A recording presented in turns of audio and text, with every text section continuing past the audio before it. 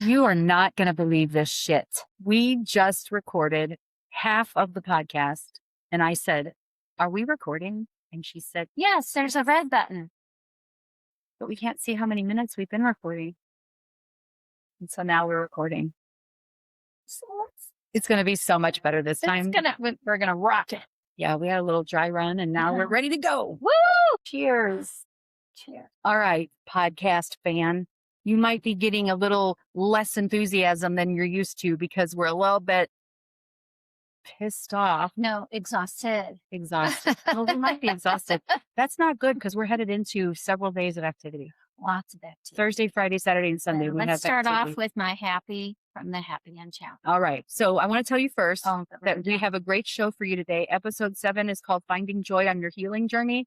And we have 3 segments: our Happy or Chappy segment, our Finding Joy on Your Healing Journey segment, where we're going to talk to you about our first fight and some trauma healing work and Amy's take on all of it. And then lastly, we're going to read chapter 2 in Lessons from Cats for Surviving Fascism. So that's the show we have for you today. Amy, are you happy or chappy? Well, I was happy. I was happy that Pride Parade is Sunday, and I was all excited June was coming to an end. And now I'm chappy because we weren't recording. So I'm feeling both of it. Yeah, happy and chappy. So diving into your happy, this is coming up on the end of Pride Month. And we are excited to be going to St. Louis Pride this weekend. Yeah, we're going to watch. We're going to go watch the Pride Parade. In years past, you've been I have marched in the PFLAG group, and it brings me a lot of joy, except it also makes me very hot, and we wait a long time. So yes, I'm happy to watch and wave to my friends. I used to be in the parade with Centene, Sea Pride, and I'm happy now to just watch. The last year or two, I've gone and just watched on the sidelines. So that's exciting. It's just a blast. Yeah, I'm excited to go and I'm really looking forward to go. That'll be a lot of fun. I'm happy about that too. It always is. I'm a little chappy that we failed to record the podcast, but I think practice is great. And so I'm just going to call it that. So my happy or chappy is a happy. I am happy because I learned to make bread from fresh milled flour, and it is delicious and it doesn't hurt my sensitive tummy. And so I'm pretty excited. I bought the wheat berries, I got a grain mill, and I've made 6 loaves before, and some of them were pretty good, but this one is fantastic. Fresh from the little machine, cut a slab off of there, threw some butter on, and regular butter, not can of butter this time. No, just regular butter. Regular butter, right. And it was fantastic, so I kept eating it, took some home from that, and if it's still up there afterwards, I'm going to fuel up on it. The beauty of this bread is that it's made from the whole wheat berry, and so it has more protein. It's not that bleached and then enriched flour that is shelf stable. See, they have to remove the part that will go bad too fast. We need shelf stable food products in order to have food products on the shelf. Understandable. But all of the things that they take out of it are healthy, and the things that they put into it may not work as well for our digestive tracts. They certainly don't work for mine. But for both of us, it's good for us to manage our glucose spikes. And this bread is really yummy and it's healthy. Yeah. So that's my happy. Many months ago, I decided I wanted to be able to mill flour and bake bread. And I was doing that for end times planning. Oh, yes. Sorry. I was doing that for, my part in the end times is that I'll be able to mill flour and make good bread. So I will be able to trade that product with someone who maybe is growing. Churn butter. Yeah. They have cows and they churn butter. And I don't have cows, but I will borrow their milk. We'll figure it out. I'll use it. We'll figure it out and we'll barter. It'll be late at night. Milk money. So we're going to steal it. Okay, well, in end times, from what I've seen of zombie apocalypses, you steal. You do what you got to do. So anyway, I'm very excited about being able to make bread that is good for my body and will be a transferable skill or a useful skill at the end times.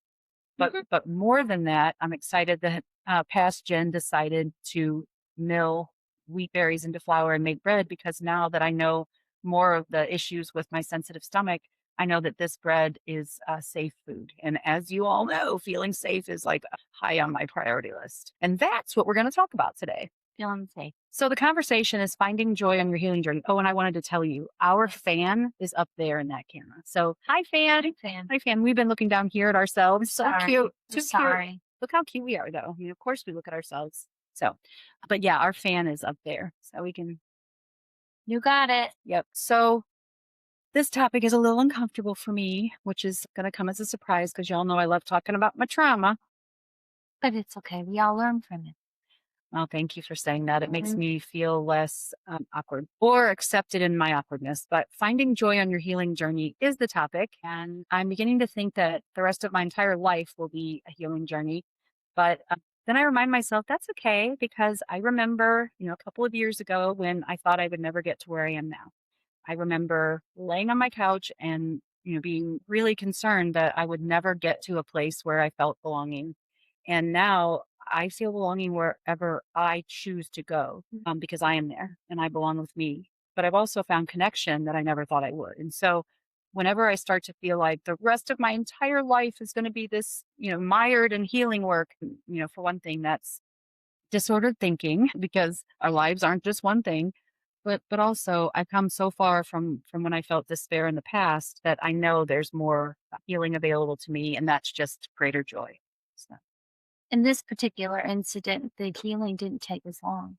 it didn't take as long, and that's a great point. Thank you for that. The skills and tools that I developed and improved in therapy have allowed me to handle stressors and triggers in the moment, shortly after the moment, and with greater repair. So Mm. the healing is working. It's just that it's not like it's a bone that gets in a cast and then it's healed and you go out. It's also not like that pottery that breaks and then you paint it with gold. Like, no, it's fractured. What caused the trauma wasn't one specific incident for me. It's complex post traumatic stress syndrome. And so it's all these little things. But now that I have these tools, it doesn't take as long. And even better, I don't lose the person. So today we're going to tell you about our first fight. So maybe you can tell that this one's a little bit harder than just reminiscing about the past because it just happened and it's just hard for both of us. It was on one of our trips. We were in Nashville. It was Amy and me, and then two of Amy's good friends. One, Amy Beth, lifelong friend, and Janet, a longtime friend. They are my friends as well, but certainly long-term friends of Amy's.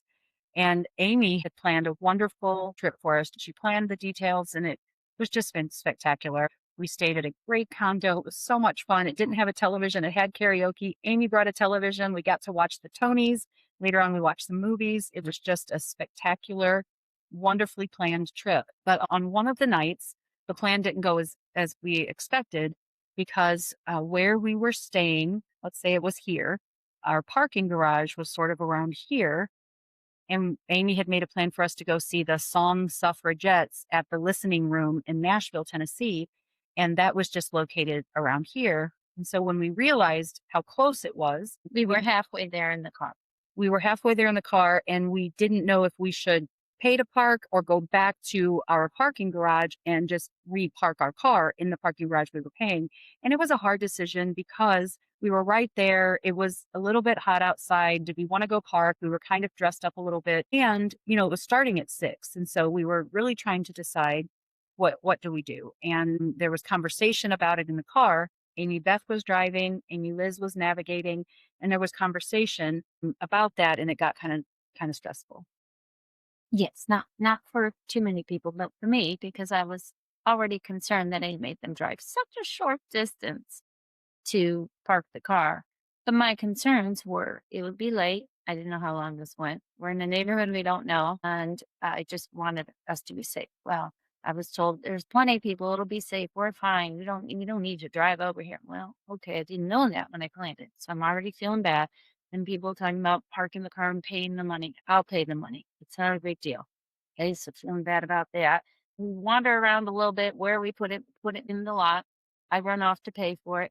And then I head in because I'm a little irritable at this point. Everyone's kind of jumping in on the whole, we didn't need to drive here bit. And I knew that. But at this point, we need to get to the show. So I go in to get our tickets. We go to the table. I'm really not talking to anyone because I'm irritable. And then we order a meal. We watch the show. Show's over. I'll meet you outside because I knew they wanted to stick around and talk to people. I wasn't really in a mood to talk to anybody and tell them how great they did because, still feeling it. I go outside and I'm waiting on the little porch there. And Jen comes out and approaches me to, see if I'm okay. Jen?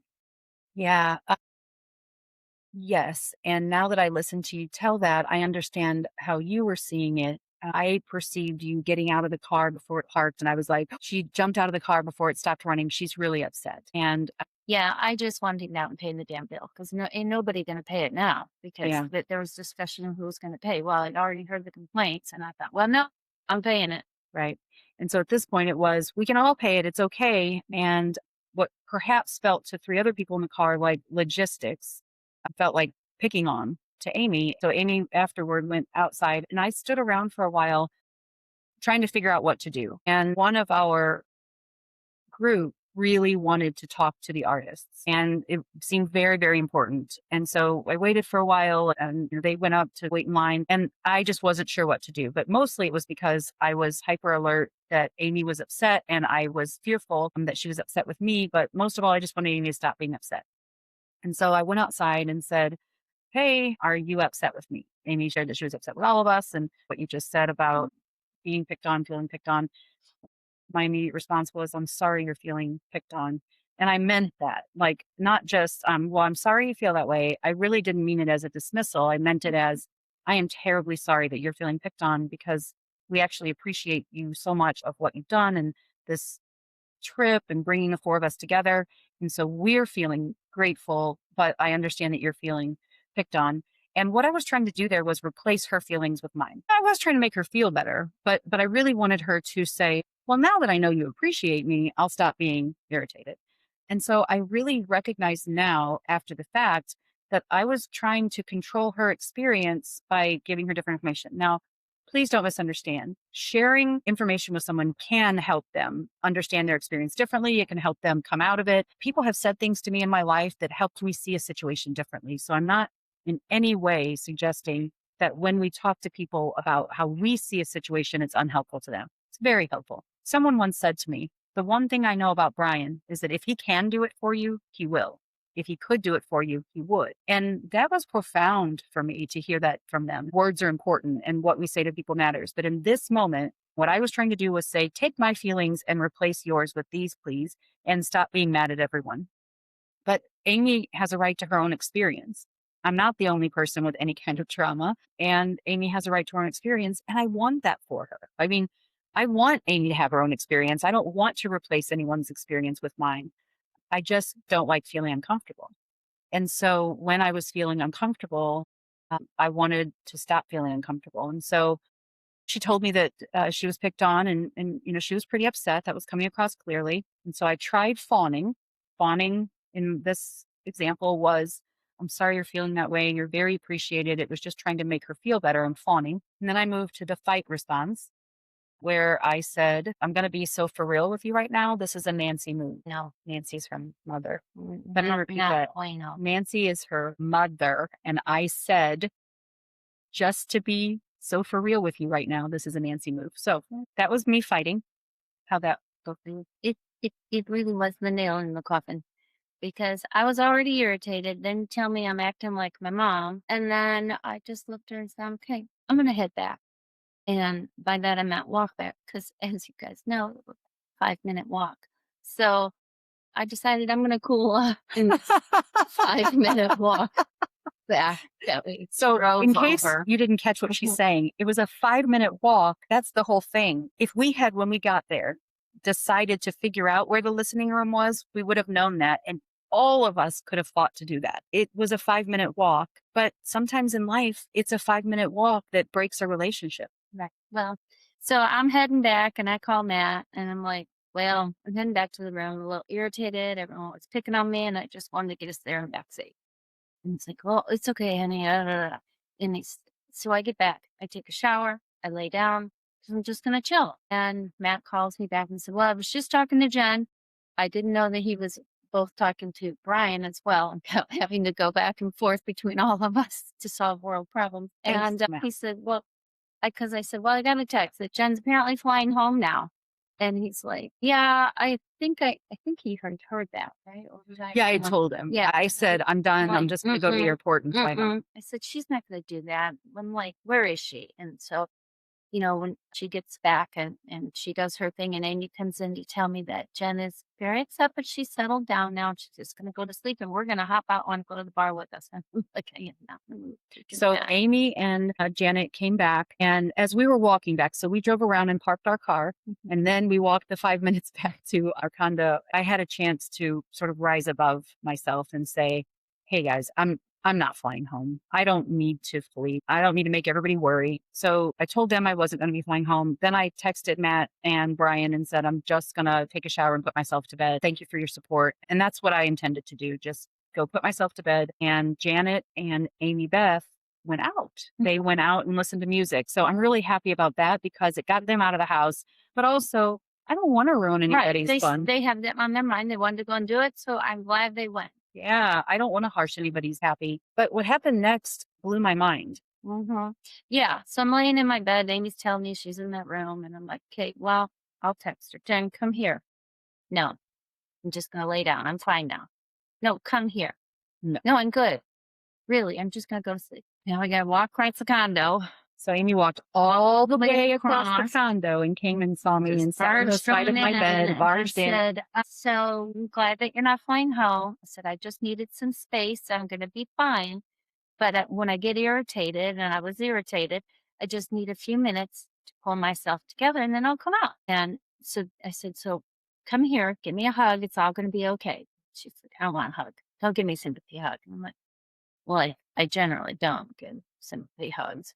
So, okay, if that you just that's fine. I'm just gonna sit here, scooch over, I and have sit on the never, edge of your bed and just sit here with you then because there's really no reason for you to think that you have to fly home or that I'm never gonna be your friend again because that's not the case. that has never happened to me in my memory. And there are people out there who might be able to say, I did this, remember, but I'm just telling you that in my conscious, acknowledged experience, I do not recall a time where someone has come to me to repair after conflict that didn't involve sex. Girl, Intimacy. I would walk oh no, I would crawl across that condo floor to fix things as I had proven. Yes, So you have proven. And I'm really sorry that you had to bear the brunt of my past trauma. And I also accept that I was bearing the brunt of yours and that all of us have trauma. And that is every person has little t trauma, even the ones that walk around saying, I don't have trauma. You have little t trauma. It's the way of the world. But everybody gets to have their own experience. And there's something about my own trauma story that keeps me hyper aware of my own experience. And so, although I'm always looking out for other people's experience, it's really so that I can feel comfortable. And so, what I'm challenging myself to do now is not to ask a question that I don't want the answer to. And so, when I ask someone if they're okay, I really, really am going to be ready to receive their response. If I don't want to know, if I'm not ready for the response, or if I'm asking in service to myself, I'm not going to ask. right, because I did feel like you asked me what was wrong. I told you what was wrong, and then you called me Nan. And that was a very big hurt for me to ask for my info and then use it against me. So that's really where I became even more irritated. I was going to get over the whole evening thing. That's why I stood outside to process a little more. But then the Nan thing, and then I was irritated again. So I just waited for Jen to feel better and realize that no matter what happens, I'm always going to come and get you. And I'm going to run to the airport. I'm going to, I'll pay for the ticket so I can get to the gate and then yank you out like a Hallmark moment. That's what we did talk about. You Yeah. said we would have our Hallmark moment. When Amy Mhm. came into my room and sat down, her first message was that she needed space, she needed time, and that's what she took. And then her second message was, you're not going to the airport, or if you do, we will have our Hallmark moment and I will buy the ticket and run to the gate. Or just get on the plane with you if I had to. I I would. I don't think I've ever felt safe in a relationship in my entire life, and that's the truth. Let me just tell this fucking trauma story. I literally texted my dad, hey, this is the legislation that this government's going to use to make my trans child's life criminalized. And I said, I'm not willing to accept people who won't stand up with me. And he took that message as I was shunning him, cutting him off. He said he went into his room and cried, and then he came back out, Cried because he was gonna lose you. and then moved on. He didn't call me, he didn't text me. When I tell you that I do not recall parent, person, partner coming to make amends with me in my life, I mean it. And this is current. This is current, current, current. I have really hard things happening in my life, as you all know, because you're caught up on this podcast. I have not heard from not one aunt or parent, not one of them have called me to say, "How are you?" I know that you have lost access to your son and your granddaughter. How are you? None of them. And so I don't have any experience with someone coming to make amends with me unless it was for makeup sex. And so my brain tried to like categorize the touching my arm and hugging me and booping my nose, and I had no file to put it in. I'm like, well, she's not trying to have makeup sex with me, and she's not trying to tell me to get over it and stop crying, and nobody wants to listen to a ball bag or a crybaby. And she's just telling me she's not going anywhere, even though I hurt her feelings. I'm telling you, I can still feel it rising up in my gut. I have no experience with that in my life. And so, thank you. Sure. No, it wasn't my natural instinct when I first started dating Matt. And all through the first probably 15 years of marriage, I would do the same. Matt was mad at me or I was mad at Matt, so I would run. But I trained myself that I just stick around. I'm irritable and I get over it.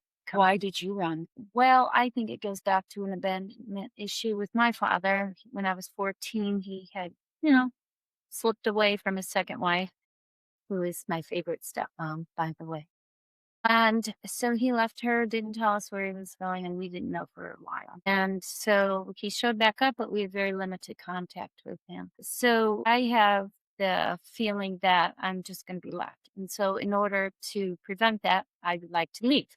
So I'm in charge. So whenever Matt and I would have a disagreement or something would get up in my craw, I would head out. And so eventually I come home and, everything is worked out and we're fine. Then it got to be my closet. Spent many times in my dark, lovely closet. And then Matt learned to leave me alone while I'm in there. I'll come out eventually, but no amount of begging is going to work. But he does feed me when I'm in there. So that's nice. Then I come out, I sit on the couch and I'm get nicer as the night goes on. Now I just go to my bed. I'm like, I'm gonna lay down for a bit. He knows. Let me have my moment. I'll come out. I'm not always the friendliest for an hour or two, but eventually I start responding and we move on. So that's what I was expecting with Jen. I'm like, what? I'm not going anywhere, as Matt would tell me. I'm not going anywhere. I'll be out in the living room when you're ready to come out. So I told her, you're not going to the airport without me. And then I would come get you. So How does it feel to be someone who's helping someone else feel that safety that well, Matt helped you feel? yeah, I've been well trained. So, that's always from the early on, like 3 weeks in, I was already like, Matt, you're not gonna give me a ring, you're gonna leave me. No, no, I'm not going anywhere. And I'm like, everyone's always left me. So if it's a solid thing I've learned from that gentle, sweet man is the stick to itiveness. And he's taught that to his children. And so I'm really happy to see that. And I'm really happy to see it too. Mhm. And as I was listening to you, I realized that those formative relationships, when our parents abandon us, even if it's for their own safety or well being or to protect us, because let's face it, sometimes a parent who is unwell being at home is a really bad thing. But whatever the reason is, Amy just said she thought Matt was going to leave her because everyone does. But then she previously told us only her dad did. And But in my head, right. Do you hear that? Because I know your story, Slum, and I know you had a previous boyfriend who didn't leave you. You knew he wasn't the right partner for you. You Mhm. chose better. And so Amy was able to choose the right partner for herself. And even though her brain told her that he was going to leave her because everyone does. And it's so important to really recognize that because in Amy's story, not everyone did leave her key family. figure. The key figure left. So why wouldn't everyone else do it? Right. And so understanding that is one thing, but it is so identity shifting. What happened with your dad shifted your identity. Perhaps up until that point, you were pretty securely attached. Your parents had divorced, Mhm. but they had remarried people that were very Mhm. good to you. And so you were doing all right. And then your dad disappeared. And chances are you didn't get that worked out in your own mind because Current neuroscience tells us that when someone experiences a traumatic event, they're not necessarily traumatized if they have someone they trust helping them work through the emotions of what happened.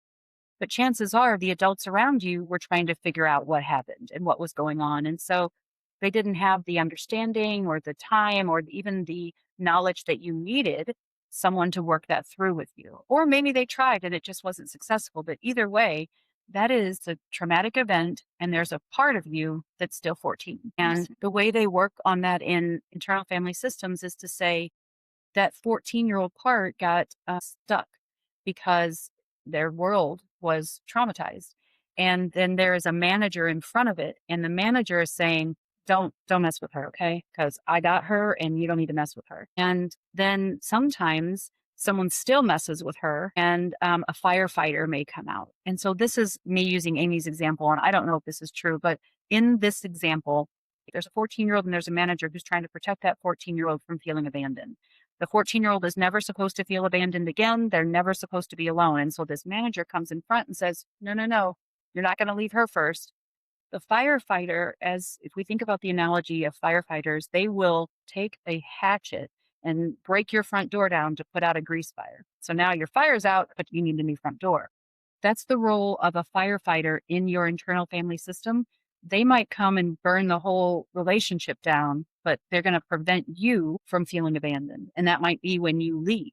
That firefighter is like, get the fuck out of here because somebody's going to be leaving you and the manager didn't do their job well enough. And that manager could be a fawner, a fighter, or a fleer. But whatever it is, it's then the next thing is burning it down. And again, I'm not talking about your specific situation.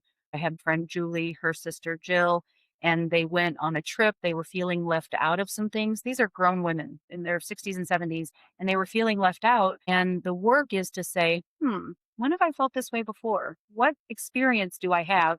And for her, she had specifically felt left out in 7th grade. And so she sat with herself, went back and envisioned that 7th grader in her and worked it through. She said, did you know I'm an adult? I don't really want to be included in that group, and I'm okay being left out because I like myself. Your goal is to soothe that part, find out what it needs, and then to remember that that part exists.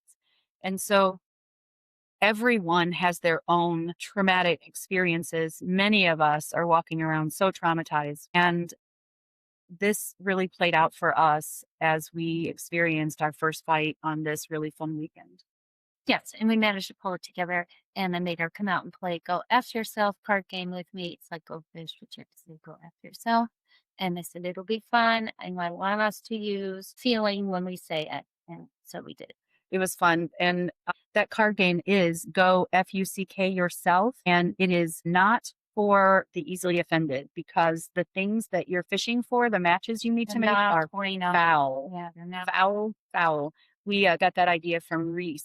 She told us about this card game. And it's been fun ever since we made Amy play it. We made Amy Beth play it, and she had to say very inappropriate things out loud. It was just hilarious. It was a delight. It was. And we watched a rom-com. I don't know if there was an airport ending in that rom-com. No, in fact, you were predicting the airport ending, Yeah. but it ended up being a different kind of ending. But then you predicted that one too. So Yeah, I've worked through it as we watch it. you did. So we really had a great night. Then the girls came back and we just hung out and we all went to bed because, it's exhausting. Yes. And then the next day we had a blast and we'd sing karaoke that night, and we just had a really good time. And when I think about the fact that I thought my response was to go to the airport and leave, I realized multiple things. I've forgotten how expensive airfare is, for one thing. Brian, come get me.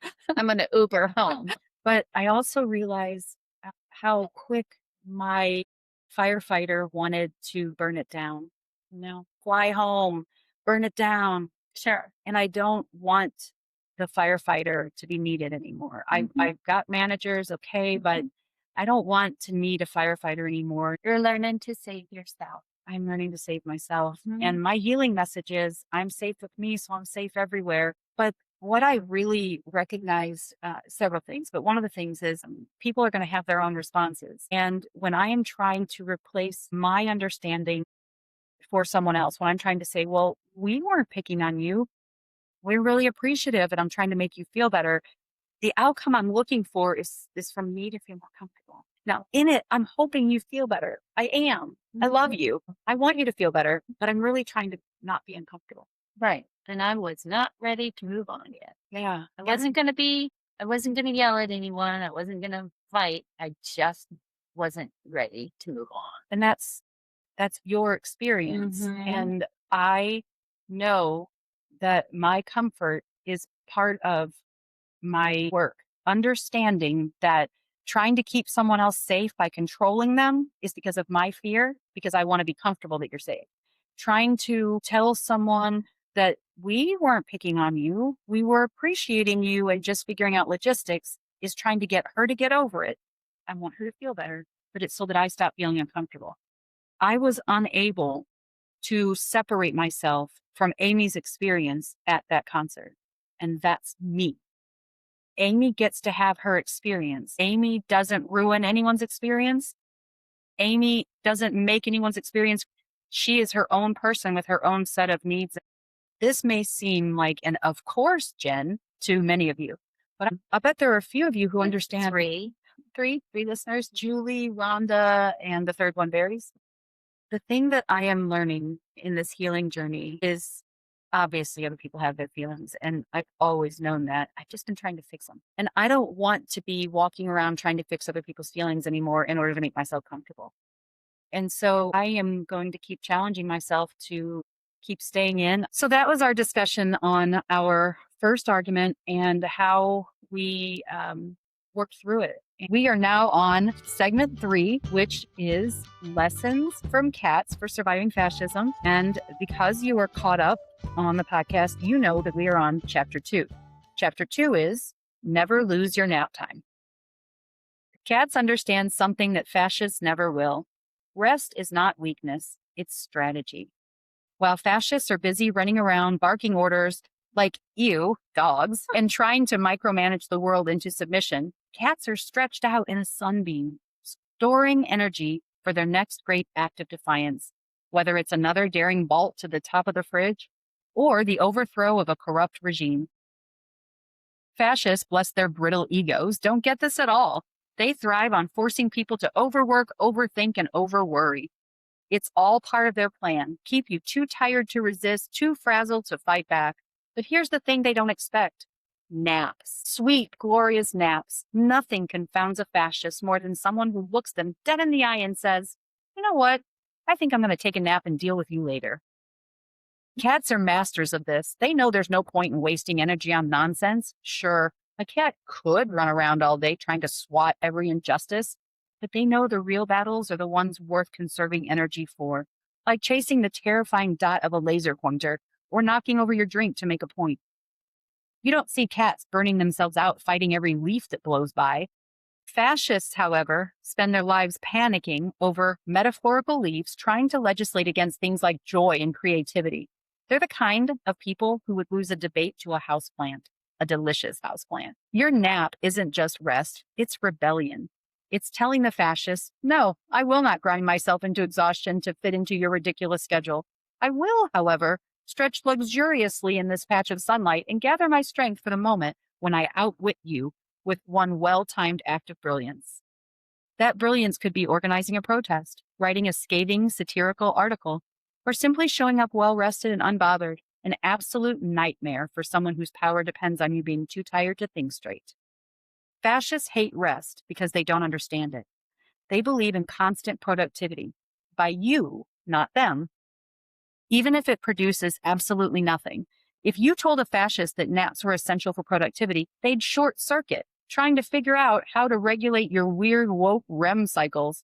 Meanwhile, cats, they'd just yawn, settle in for another round of beauty sleep, and pounce when the time was right. So take a page from the feline playbook. Nap unapologetically. Rest strategically. Let the fascists exhaust themselves with their angry yelling and PowerPoint presentations about how naps are subversive. While they're debating whether sleep should be outlawed, you'll be fully recharged and ready to take them down with the precision of a cat pawing one of those feather on a stick things. Because, at the end of the day, rest isn't just self-care, it's resistance. And nothing terrifies a fascist more than someone who's wide awake, well rested, and ready to strike. True. And, True. the fearless leader doesn't even sleep at night. So, That's right. He doesn't sleep, and they think that's a sign of strength. I want to go back to this. Fascists, bless their brittle egos, don't get this at all. They thrive on forcing people to overwork, overthink, and overworry. So, Amy, that leads me to believe that every time I'm overworking, overthinking, or overworrying, I'm serving the fascists. yes, so let that shit go. Let that shit go, indeed. Indeed.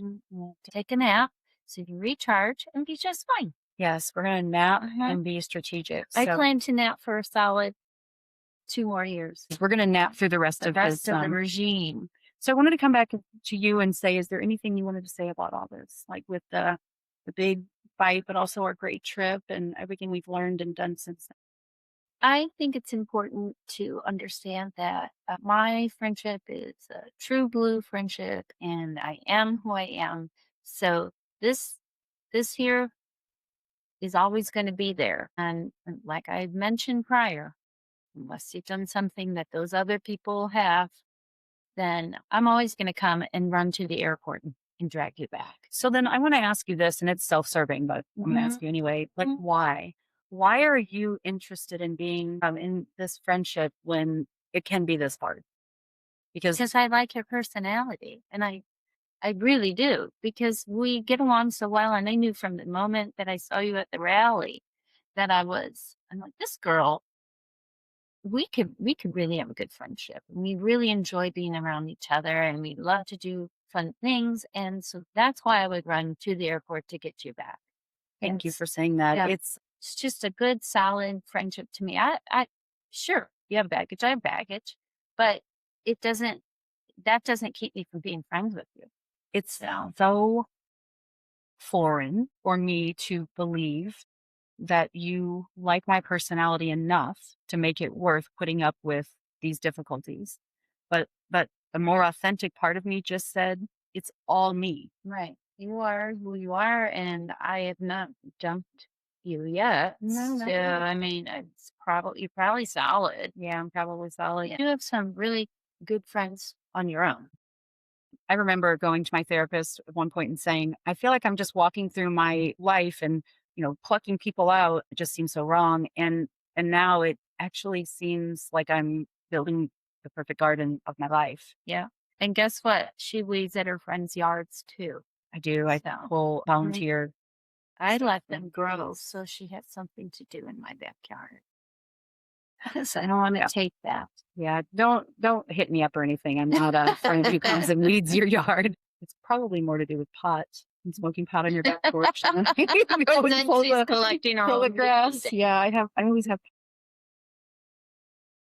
Um, well, Amy, thank you. I mean, honestly, it's really hard to have a friendship like this if you're someone like me, and the fact that we do is pretty great. Well, it may be hard because you worry about losing it, but I think that's the extent of hard. It's a good, easy flowing friendship. Oh, it's a very easy flowing Yeah, friendship. so it's not a hard thing to have. No, what it is for me is the vulnerability of talking through the argument like this, but also the vulnerability of coming back and accepting reunification. There's a lot of vulnerability required to accept reunification. And I haven't practiced it much because I haven't had that experience. So, Years of fun. yeah, Mhm.